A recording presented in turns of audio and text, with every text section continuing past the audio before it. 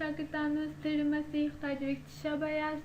نن ورځ راځو خپل د ژوند مهارتونو درس ته. ژوند په مهارتونو درس کې زموږ موضوع د څښلو اوبه دي نن ورځ او صفحه هم 55 ده. بسم الله الرحمن الرحیم. په خپل درس باندې شروع کوو. موږ 5م فصل ته راغلو. په 5م فصل کې اولین درس چې دی زموږ د څه باره کې دی؟ د څښلو اوبو باره کې دی. په دې درس کې مثلا تاسو په دې پوهیږئ چې کومې اوبه خیرنې ناولې، کومې اوبه هم صحي یا پاکې. د اوبو د پاکوالي او خیرنوالي په باره کې، چټلۍ په باره کې تاسو په دې درس کې پوهیږئ او په دې درس کې موږ خبرې پر کوو. سمه ده شاګردانو، اوس خپل په درس باندې شروع کوو. د څښلو اوبه د ولاړو، ناولو او ګنده اوبو څښل د ناروغۍ سبب کیږي. د ولاړو، ناولو او ګنده اوبو څښل د ناروغۍ سبب کیږي. د ولاړو، ناولو او ګنده اوبو څښل د ناروغۍ سبب کیږي. یو وار بیا درته تکراروم ګرانو شاګردانو، تاسو هم په ما پسې وایئ. سمه ده.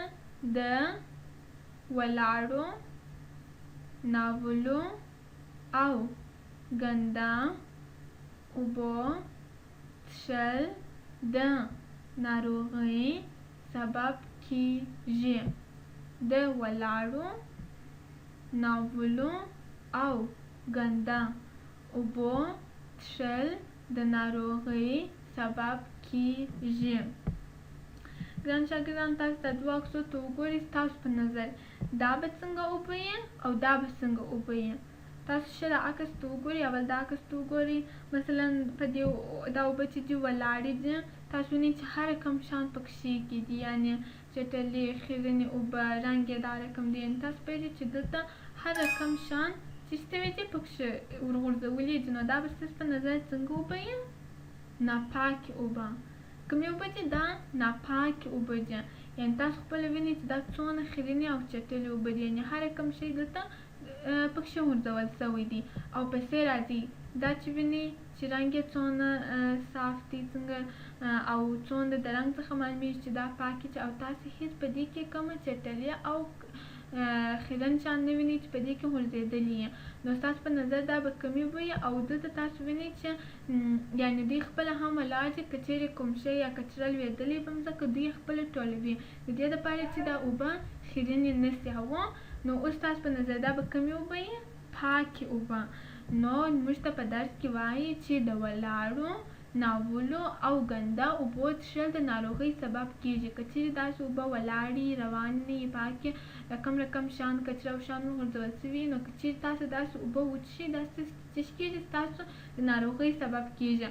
او یعنې دا په موږ باندې هم دا لازمه دی چې کله یو ځای اوبه یا هر ځای چې زموږ چاپېریال شاوخوا که چیرې هغه اوبه یا هم دغسې بل ځای موږ باید هغه هېڅ وخت خیرن نه کړو. یعنې که چیرې اوبه خیرنېږي، دا هم زموږ د خاطرو زموږ د لاس خیرنېږي چې هغه ته موږ څه شي واچوو؟ هر رقم شیان واچوو، کچره واچوو. نو دا هم یعنې ناپاکې اوبه چې یې هغه هم زموږ د لاس کېږي. خو موږ باید اول کوشش وکړو چې اوبه ناپاکې نه کړو، یعنې خیرنې نه کړو. او بیا د هغه څخه وروسته باید موږ پاکې او ناپاکې اوبه وپېژنو چې ناپاکې اوبه څه رقم یې، موږ هغه باید ونومشو چې موږ ناجوړه کېږي. او پاکې اوبه څه رقم یې، لکه تاسو په عکس کې وینئ، که چیرې دا موږ وچو هم موږ نه ناجوړه کېږو.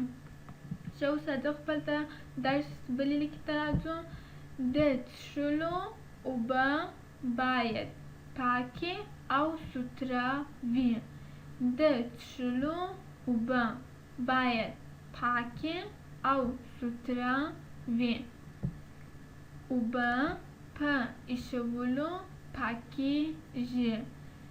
اوبه په ایښولو پاکېږي. یو وار بیا تکراروم ګرانو شاګردانو. د څښلو اوبه باید پاکې او سوتره وي. د څښلو اوبه باید پاکې او سوتره وي. اوبه په ایښولو پاکېږي. اوبه په ایښولو پاکېږي. دا تاسو داسې وایئ چې ګران شاګردان، د څښلو اوبه موږ باید همیشه چې اوبه کله څښو هغه باید پاکې وي، یعنې سوتره وي. ګوره تاسو په دا عکس کې ووینئ چې دا پاکې اوبه دي، یعنې صافې پاکې سوتره اوبه دي، او دا کومې اوبه دي؟ خیرنې اوبه دي. یعنې تاسو وینئ چې په دې کې څونه میکروبونه دي، تاسو یې وینئ. او کله چې موږ دا خیرنې اوبه وڅښو، یعنې تاسو وګورئ چې موږ څه کېږو؟ ناجوړه کېږو. تاسو په دا عکس کې وینئ چې دی څه شوی دی؟ ناجوړه شوی دی، په نس یې درد شوی دی، یعنې میکروبونه ټوله د ده نس ته ورغلي چې ناجوړه کېږي. او کله چې دا صافې اوبه پاکې اوبه وڅښو، ته ګورئ تاسو وینئ چې دی بیخي روغ جوړ دی، بیخي یعنې د صحت لپاره پاکې اوبه ډېر ګټورې دي، یعنې هېڅ ناجوړي او ناروغي هم دوی ته نه پېښوي. او خیرنې اوبه چې وخوړل چې ته ګوره ناجوړه کېږي. او کله چې تاسو مثلا تاسو ته څوک اوبه درکوي او یا هم خپله اوبه څښي، راښي کله چې په ګیلاس کې وینئ چې یو شی ورچول شوی یې، لا هغه اوبه خیرنې یې لا هم یو شان ورچول شوي، نو تاسو باید هېڅ وخت هغه اوبه ونه څښئ، که خپله څښئ که یا هم بل څوک درکړي. ګوره تاسو په عکس کې وګورئ ګرانو شاګردانو چې دوی داسې څه کړی دی، یعنې دوی اوبه ورکړي دي. دی وینئ چې دلته تاسو وینئ چې دلته یو شی دی، یعنې شاید هغه یو خیرن شی، یو شی لوېدلی. تاسو باید داسې ونه کړئ چې هغه اوبه واخلئ ویې څښئ، یعنې تاسو باید ویې نه څښئ، که چیرې خپله یې څښئ او یا هم بل څوک درکوي. او کله چې اوبه ځینې اوبه شاید یو خیرنې یو شی لوېدلی هغه څښئ، یعنې دلته تاسو ته په داسې کې وایي چې اوبه چې دی په ایښولو هم پاکېږي، یعنې اوبه چې تاسو وایښوئ په دې چې پوه شئ چې یو څه اوبه سمې نه دي، باید هېڅ ونه څښل شي. او که چیرې بیا وایښول شي، بیا هم هغه میکروب ټوله شان یې مړه کېږي. سمه ده ګرانو شاګردانو؟ زموږ د نن ورځ درس د اوبو څښلو په باره کې و چې موږ باید پاکې او ناپاکې اوبه سره وپېژنو او کوشش وکړو چې خپل چاپېریال شاوخوا او یا هم کوم ځای کې چې اوبه یې هغه چټلې نه کړو او پاکې اوبه وڅښو، د خیرنو اوبو څخه د څښلو څخه ځان وساتو. اوس راځو خپل کورنۍ دندې برخې ته. په کورنۍ دنده کې تاسو لرئ د لاندې سوالونو ځوابونه په ویډیو کې راته واستوئ.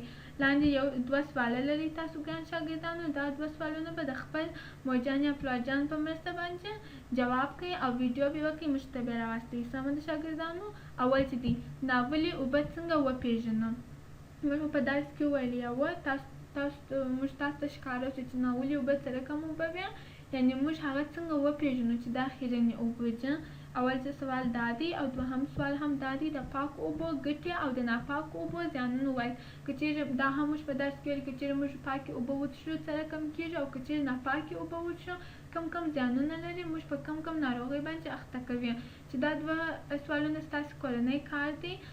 تاسو به په کور کې خپل مورجانې پلارجان په مرسته باندې دا سوالو ته جوابونه راکړئ، ویډیو به وکړئ او موږ ته به یې راواستوئ. سمه ده ګرانو شاګردانو؟ خپل درسونه تکرار کړئ، خپل درسونه دغسې مه پرېږدئ، څو پلار تکراروي تر څو ښه مو زده سي. د نن ورځې درس مو دغه و، تر بیا پورې د خدای په امان ښه وخت ولرئ.